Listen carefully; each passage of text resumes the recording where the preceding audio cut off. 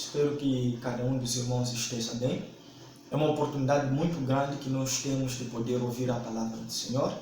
Mas antes disso, eu convido cada um de vocês a abrir as vossas harpas no hino número 15 e vamos louvar o Senhor. Foi na cruz, foi na cruz.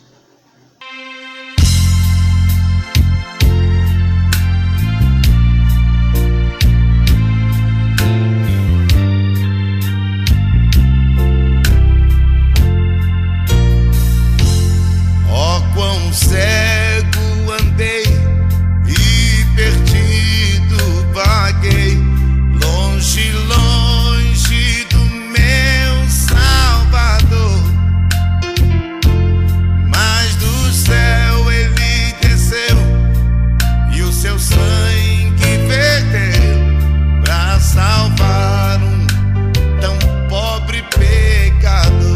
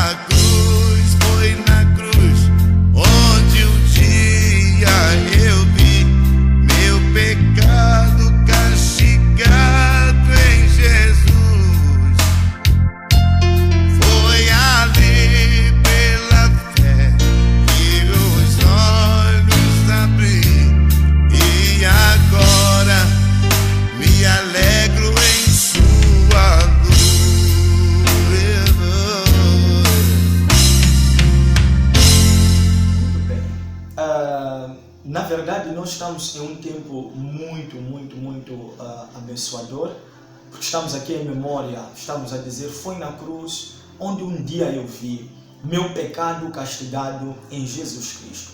A grande verdade é que Jesus Cristo, ele é e ele sempre será o caminho que conecta o homem até Deus. Quando nós falamos de Páscoa, estamos a falar da memória, né? Há quase 2020 anos atrás, Jesus Cristo, ele morreu na cruz do Calvário para pagar o preço pelo meu e pelo seu pecado. Então nós dizemos claramente que foi lá onde a esperança da humanidade foi restaurada. Foi lá onde a identidade do homem foi recuperada.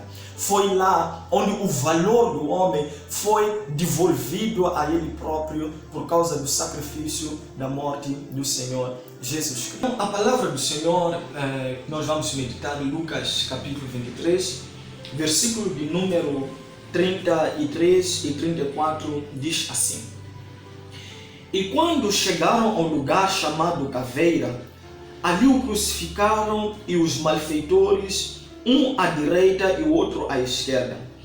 E dizia Jesus: Pai, perdoa-lhes, porque não sabem o que fazem.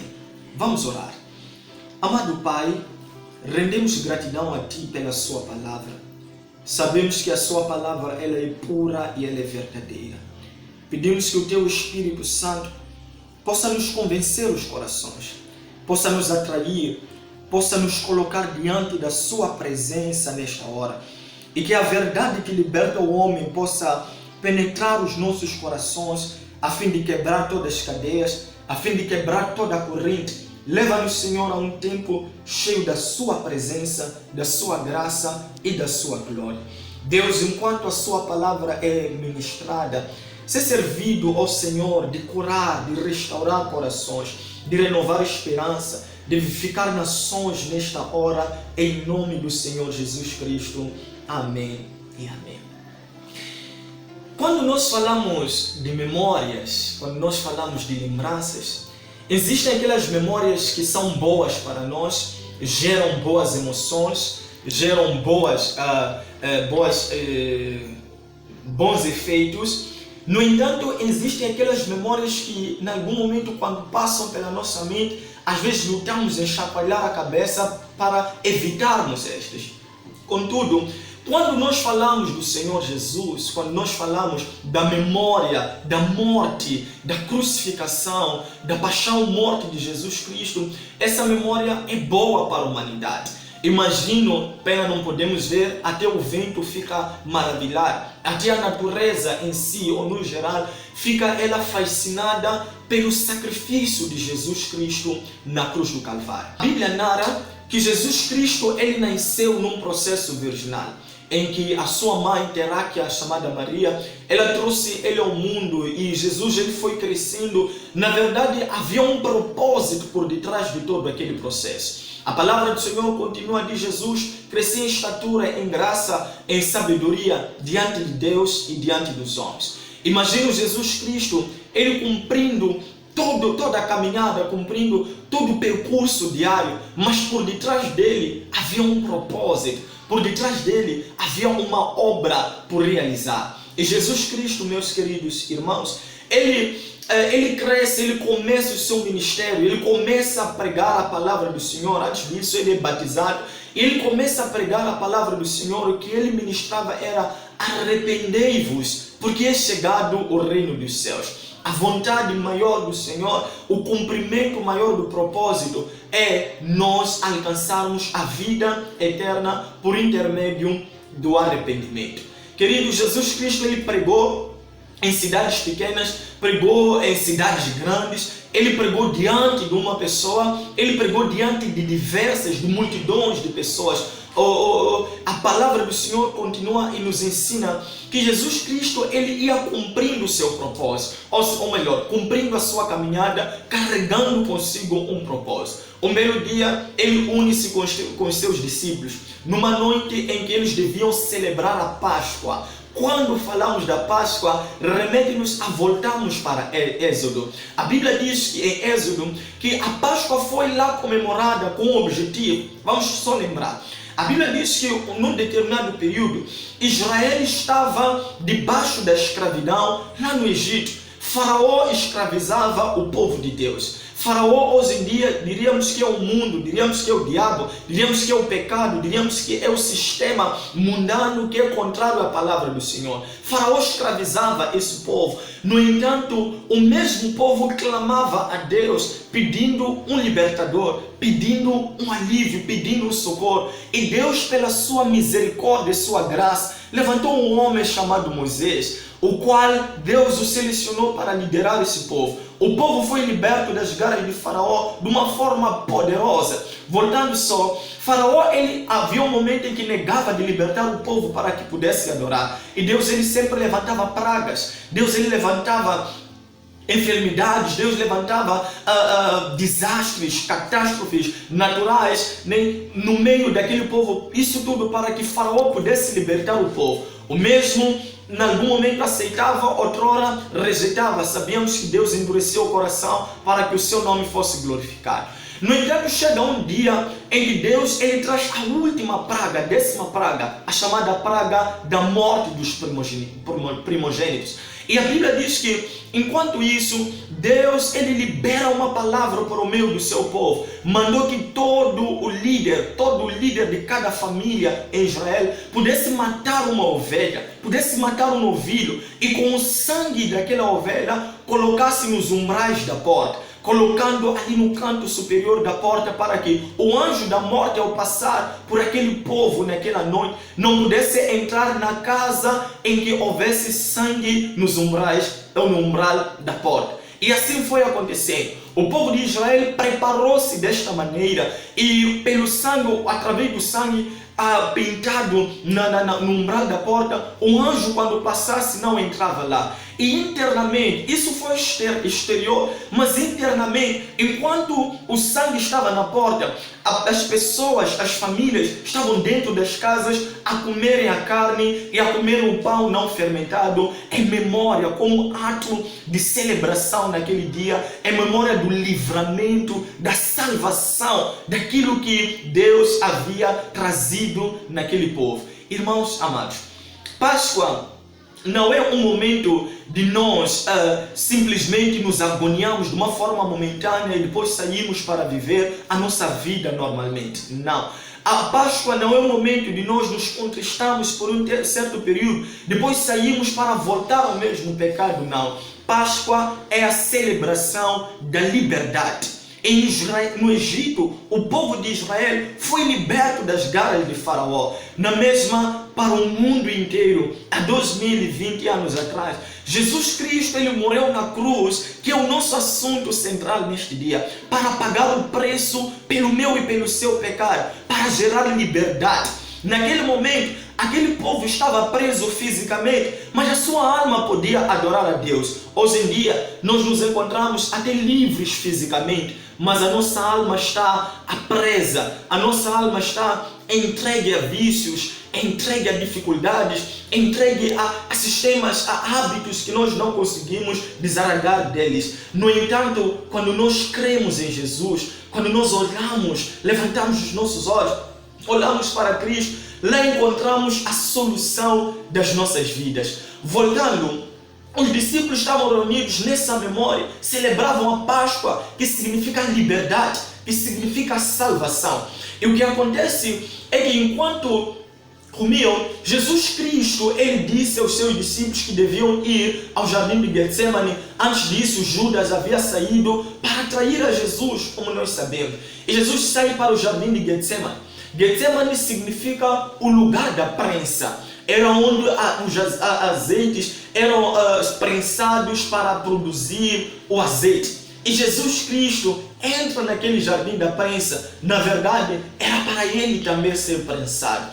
De tal maneira que quando chega, a sua alma era agoniada. Pega 3 discípulos, Tiago, Pedro e João, e diz: venham comigo, vamos orar, porque a minha alma está agoniada até a morte. Era naquele momento onde a memória de tudo quanto havia de passar por causa dos meus e dos seus pecados, a memória rolava no seu ser, mas mesmo assim ele não desistiu. A Bíblia diz que ele distanciou-se dos seus discípulos, dobrou o seu joelho e disse: Pai, a minha alma está agoniada, se for possível, afasta de mim este cálice sem que eu o beba. E a Bíblia diz, ele continuou dizendo: contudo, seja feita a sua vontade, não a minha vontade.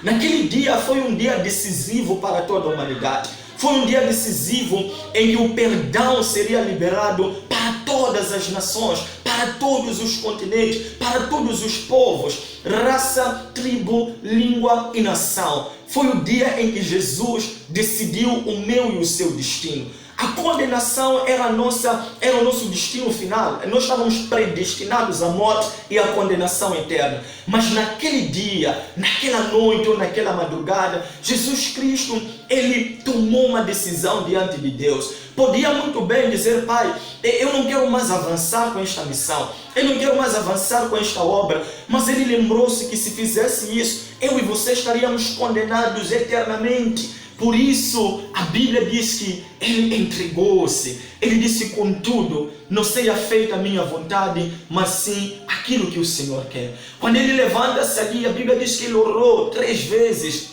não é? Orou 3 vezes e ele suou sangue. Como eu dizia, Jesus ele foi prensado naquele dia. Dele não saiu azeite que Israel estava acostumado, mas saiu sangue para a redenção dos meus e dos seus pecados. Por que sangue? Porque o pecado, ele não existe vacina que possa tirar o pecado. Não existe antídoto contra o pecado. Não existe medicamento. Não existe comprimido. Não existe nenhum detergente, quer seja em pó, em líquido, não sei se existe gasoso. Não existe nenhum medicamento que possa limpar os nossos pecados. Ainda que nós lavemos com qualquer detergente, o pecado não sai. O pecado precisa do sangue de Jesus. E Ele aceitou pagar esse preço para que eu e você pudéssemos alcançar a salvação. Continuando, a Bíblia diz que quando ele levanta-se, de repente aparecem lá os soldados romanos. Estavam lá à procura dele, carregando paus, espadas e varapaus, para a procura de um homem inocente, que na verdade a culpa dele era o teu pecado e o meu. E a palavra do Senhor diz, esses pecados eram liderados por Judas Iscariote, aquele que o havia traído. Então quando chega lá, a Bíblia diz que Jesus Cristo, ele é apontado, ou seja, os soldados são indicados por Judas. E Judas chega e beija Jesus. Ele trai a Jesus, beijando ele. No entanto, Jesus podia praguejar, Jesus podia condenar a Judas, podia lançar uma maldição na qualidade de ser todo-poderoso. Não obstante, ele pegou a sua mão e disse, amigo. Olhem só, queridos, que amor é esse? Numa condenação, numa traição, Jesus olha para o seu discípulo, para o seu traidor e diz, amigo, é com um beijo que tu traz o Filho do Homem. Podemos parar e imaginar quantas vezes nós temos traído a Jesus, quantas vezes nós temos nos entregue ao avesso, ao pecado, à imundícia e ferimos desse modo a moralidade divina. Mas mesmo assim, Ele não nos trata segundo a multidão dos nossos pecados. Ele usa da sua misericórdia para conosco, ainda nessa dispensação da graça. A Bíblia diz, meus queridos, que Jesus Cristo, Ele olhou para os discípulos, olhou para os fariseus, olhou para os soldados. Ele disse, eu estive convosco, mas vocês vieram aqui com paus, pedras, espadas e varapaus. Mas todos os dias eu estive a pregar com vocês, mas vieste como a um malfeitor procurasse. Olha só, um homem totalmente inocente, culpado pelos nossos pecados, pelos pecados alheios. Que amor é esse? Contudo, ele entregou-se para que o propósito e a vontade de Deus fossem cumpridos. E quando sai dali, ele era crucificado, ou seja, ele foi condenado, foi levado ao Sinédrio. E o Sinédrio, a Bíblia diz que os reis não viam nele culpa, até dizendo, eu não vejo culpa nele. Contudo, o Sinédrio, os hebreus, os judeus, diziam, não, crucifica-o. Imagina Israel naquele tempo com o eco da crucificação. Crucifica-o, ele é réu de morte, ele deve morrer, mas ele era um homem inocente. O único pecado que ele carregava, como sempre eu disse, vou destacar isso, era meu e o seu. Nós é que merecíamos aquela condenação. Talvez os demônios lá no fundo condenavam a cada um de nós, mas ele carregava isso diante dos judeus. Crucifica-o, crucifica-o. E ele foi mandado carregar a cruz que nem era para si. A cruz que era maior, a cruz que era de Barabás, um soldado que foi absorvido naquele mesmo dia. E não obstante Jesus, ele não desiste. A Bíblia diz como uma ovelha muda, ele foi levado nem para a crucificação. Em Israel, ouvia-se esse eco, como eu dizia, o povo todo olhava para ele, condenava ele, culpava ele, crucifica, e ele carregava a cruz. A sua força, ela minguava, e não só ele foi dado chicotadas, ele foi dado chicotes no seu corpo, por causa do meu e do seu pecado. Aquele preço, aquela crucificação, ou seja, aquele chicote era para mim e para você. Ele foi lá dilacerado o seu corpo. E o seu corpo, ele jorrava sangue tudo que se via, as vias, a caminhada, a estrada de Jerusalém, ela foi carregada de sangue, ela foi manchada, salpicada pelo sangue de Jesus. Eu e você que merecíamos aquela condenação, e que merecíamos pagar aquele preço, mas por amor, Ele morreu naquela cruz, por amor Ele pagou o preço. Olha só, Ele colocado no tronco, Ele recebia as chicotadas, recebia a porrada, mesmo assim Ele olhava para mim e para si. Não obstante, Ele olhava talvez para ver se alguém podia o ajudar, olhava para a mulher apanhada no ato de adultério, será que alguém me pode ajudar? Mas todo mundo estava imune àquilo que acontecia. Olhava para Bartimeu, para ver se Bartimeu podia o ajudar, o cego que ele há um tempo atrás havia curado, mas o cego não estava ali. Olhava talvez para aqueles meninos que ele havia libertado, ele havia curado, restaurado a sua vida, havia a sua visão, mas ninguém estava ali para o ajudar, ninguém estava ali para ajudar a ele a carregar aquela cruz.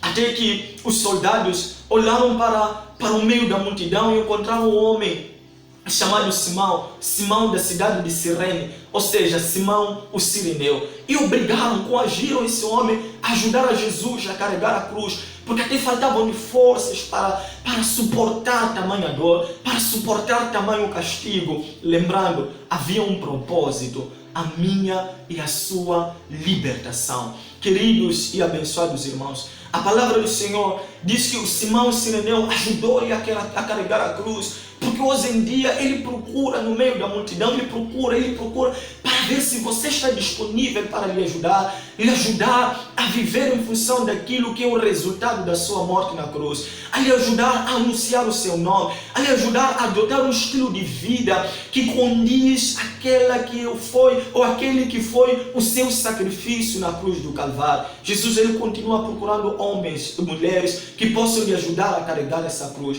Simão Sirineu ajudou-lhe e ele chegou no lugar da caveira e ele era crucificado. A Bíblia diz que ele foi pregado na cruz, pegaram a sua mão esquerda, a sua mão direita, pegaram os seus pés para pagar o preço pelo meu e pelo seu pecado. E levantaram ele. A Bíblia diz, da mesma maneira em que Moisés levantou a serpente no deserto, importa que Jesus seja levantado para que todo aquele que nele olhar possa alcançar liberdade e alcançar salvação. Amados irmãos, não há sofrimento nenhum que se possa comparar àquele que Jesus Cristo passou em meu e em seu lugar. Então, tendo sido colocado na cruz, a Bíblia diz que o ladrão, as pessoas escarneciam dele. O ladrão à sua esquerda dizia, se você é filho de Deus, liberta-te daí, para que liberte-nos também, ou depois disso liberta nós. As pessoas que estavam ali, que outrora viam ele multiplicando pão e peixe, viam ele abrindo portas, viam ele fazendo milagres, escarneciam dele. Tu curaste muitas pessoas, cura-te também, desça da cruz. A minha pergunta é, será que Jesus, com todo o seu poder, não podia descer da cruz? Não podia provar às pessoas que ele podia se libertar? Ele estava diante de uma escolha: ou provar aos judeus que ele detinha todo o poder, ou provar a mim e a você que ele te ama, que ele me ama e que ele nos ama. A escolha de Cristo foi a segunda. Ele não escolheu provar que ele era poderoso, mas ele escolheu provar que ele ama você, que ele ama a mim, que foi por amor a ti que ele suportou toda aquela dor. Foi por amor a todas as diferenças das raças existentes em cada continente que ele prova o seu amor para conosco. A Bíblia diz que ele prova o seu amor para conosco pelo que ele morreu, nós ainda sendo pecadores. Queridos e amados irmãos, Jesus, ele não saiu da cruz, muito pelo contrário. O ladrão à sua direita era um consolo, olhou e disse, cala-te, falando para o outro ladrão, cala-te, nós estamos aqui porque somos malfeitores, nós somos dignos, nós devemos carregar isto, devemos carregar a nossa culpa, mas ele está aqui porque é um homem justo. Oh Deus, ele está aqui porque é um homem limpo, é um homem livre. Simplesmente é uma injustiça, humanamente falando, mas uma justiça, um propósito da parte de Deus. E ele olha para Jesus e diz, mestre, Senhor, lembra-te de mim quando entrares no teu reino. E Jesus, aliviando o seu coração, porque foi por aquela razão que ele morreu, ele disse: hoje, digo-te, estarás comigo no paraíso. A mesma mensagem que soou para aquele ladrão, ele soa para ti. Se você aceitar, se você abrir o seu coração, hoje mesmo, você estará com ele no paraíso. Hoje mesmo, você está com ele nos céus. Não digo que tu vais morrer fisicamente, digo que o teu nome será escrito no livro da vida e você estará lá com ele. Jesus, amados, enquanto as pessoas, soldados, perfuravam na sua costela, olhavam para ele, escarneciam, a única coisa que ele fazia, olha só, mesmo no momento mais triste da sua vida, ele intercede por nós. A Bíblia diz que quando chegaram ao lugar da caveira, ali o crucificaram, os malfeitores à sua direita e à sua esquerda, e dizia Jesus: Pai, perdoa-lhes.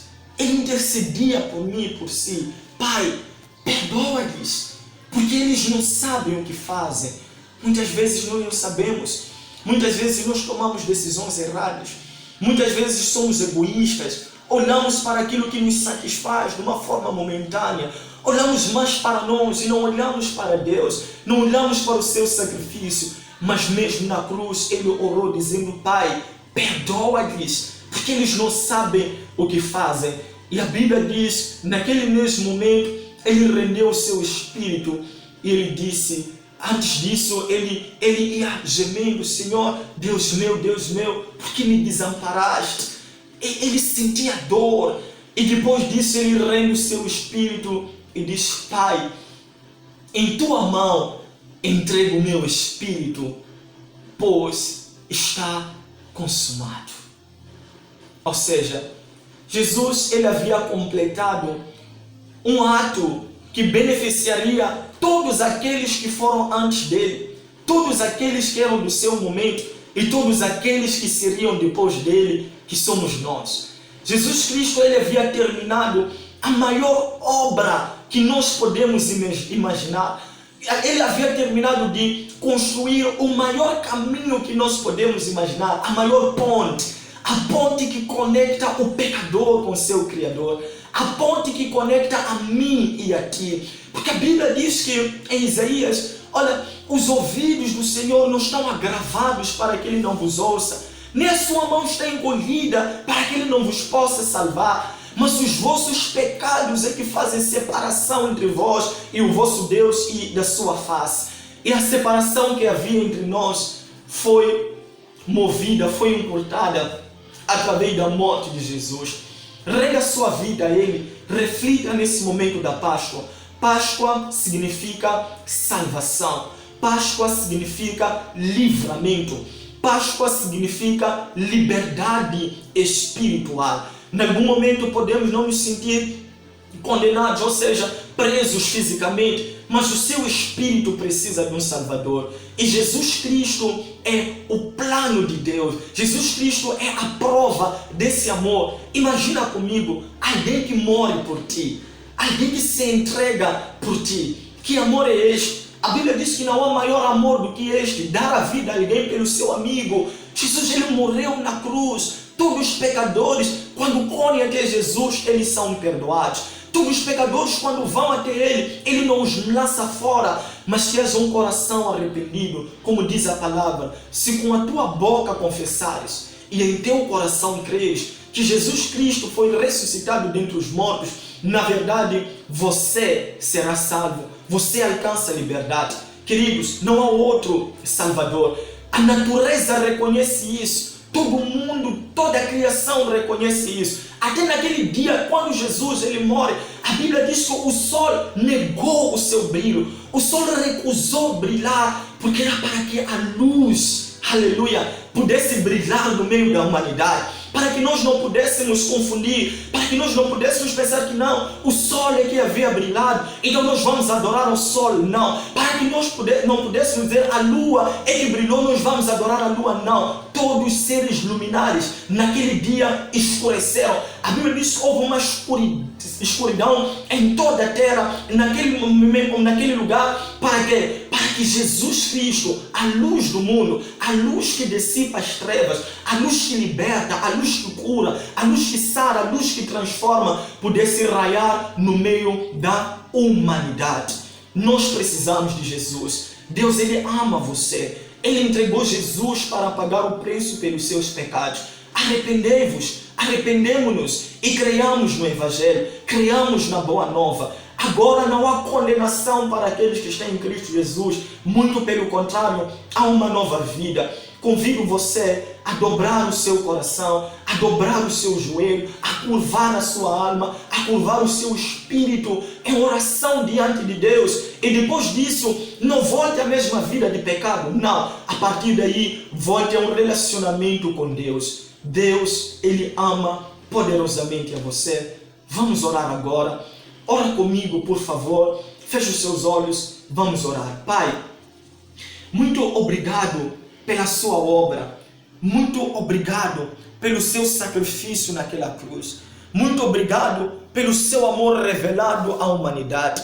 Muito obrigado por ter resgatado as nações. Muito obrigado por ter resgatado todos os continentes diante da sua presença. Nós não éramos dignos, mas pelo seu amor e pela sua misericórdia, o Senhor nos transformou, o Senhor nos transportou das trevas para a maravilhosa luz. Guarda, Senhor, cada nação, guarda cada tribo, guarda cada raça, cada língua, que haja um reconhecimento nos corações que só o Senhor é Deus, aquele que vive e opera para todo sempre. Ora comigo, diga assim: Senhor Deus, nesta hora, o meu coração te agradece pelo seu sacrifício, pela sua obra naquela cruz.